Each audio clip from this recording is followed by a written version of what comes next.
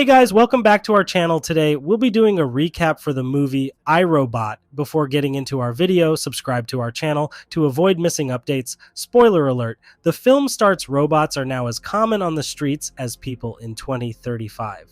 3 robotics laws govern robots. Robots must not harm humans, must obey humans, and must protect themselves from harm. Detective Dale Spooner.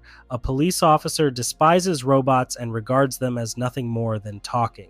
Tin Can Spooner then receives a call about suicide at USR, a major robotics company, and goes there to investigate. He learns that renowned robotics engineer Alfred Lanning has died in a fall.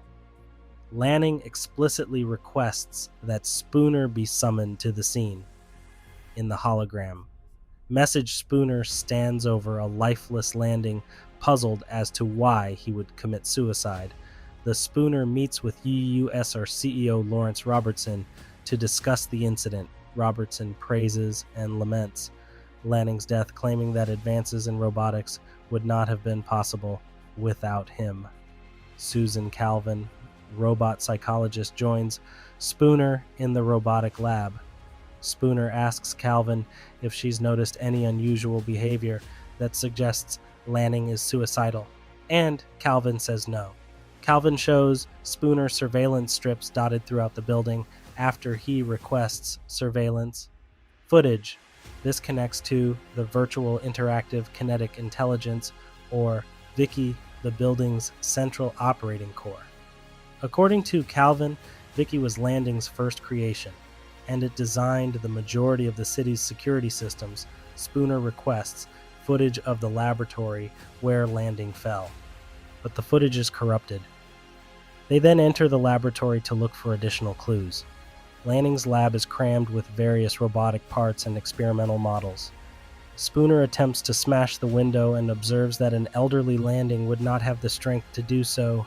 Inside the office, he discovers a copy of Hanzo and Gretel, as well as a prototype of a new Nestor Class 5 and S5 model, which flees and ignores Spooner's order to stand down, even knocking out his pistol in violation of both the first and second laws. With no other options, he and Calvin drive to the Nestor Class factory, where all 10,000 NS5 robots are manufactured automatically. When they arrive in a large room full of robots, Spooner takes a hostile approach, draws his gun, and orders everyone to stand down to see which one will violate the second law to prevent him from shooting it.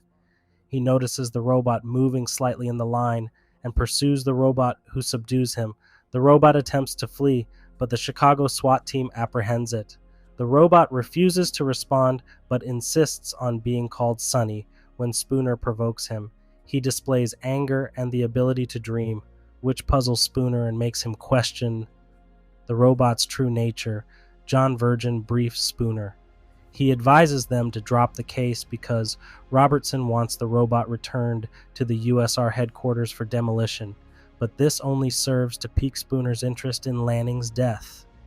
In the robot, Spooner goes to Lanning's house for more information about his time with USR, where he discovers the decommissioned robot set to demolish the house at 8 a.m.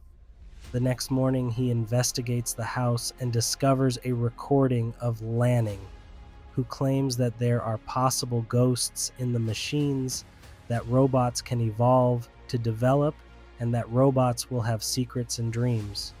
One day, Dell notices a sensor strip similar to the one in the USR building, and the robot abruptly changes the schedule from 8 a.m. to 8 p.m., causing it to demolish the house while Spooner is still inside, but he manages to escape. Spooner visits Calvin and informs her of his suspicions, which she finds absurd as she questions the ability of robots to be hostile, while Spooner argues about her over the possibility of robots being better than humans, demonstrating how much Spooner dislikes robots and their code, rational behavior, which Calvin, who is an introvert, states is designed to be flawless.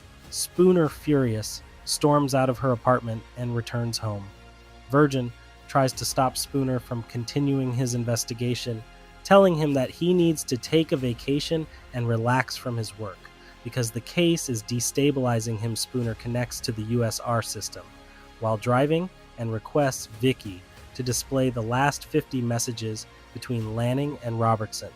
but Vicki has been programmed to notify Robertson of Spooner's requests.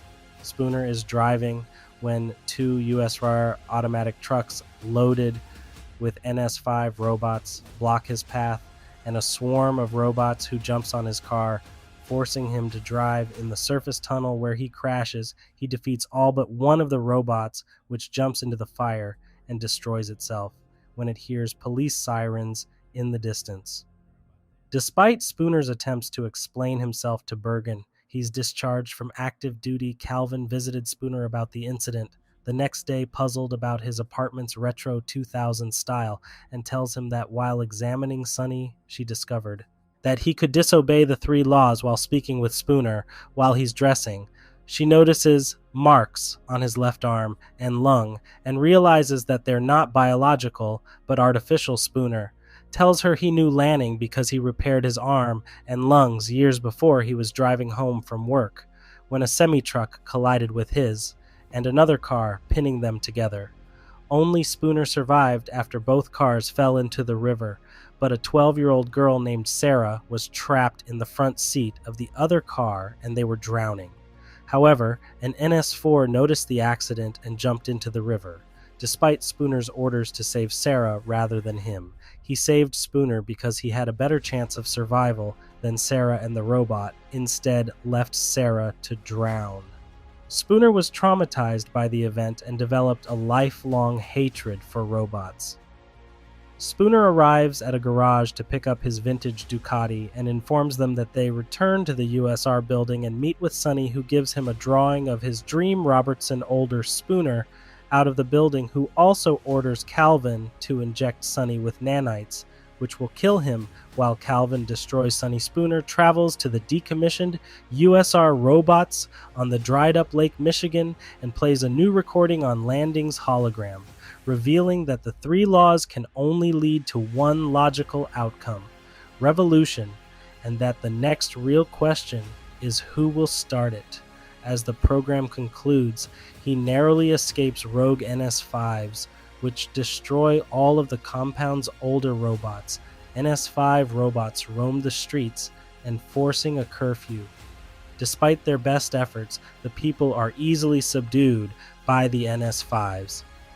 At the same time, Bergen is in his office. NS5 storm the Chicago Police Department headquarters and sees it, placing Bergen and his officers under curfew. Calvin's NS5 tries to prevent her from leaving her apartment as well, but Spooner arrives and destroys the robot. Spooner and Calvin drive to the USR building, with Spooner explaining that the older robots were destroyed because they try to protect humans, and they deduce that Robertson is using NS5 robots to take over the country.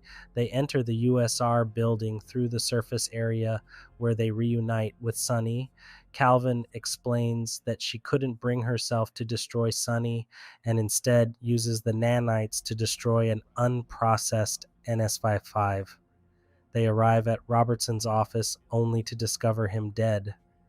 Vicki suddenly reveals herself as the true perpetrator and explains her actions as her artificial intelligence and understanding of the 3 laws grew, and so did her logical thinking.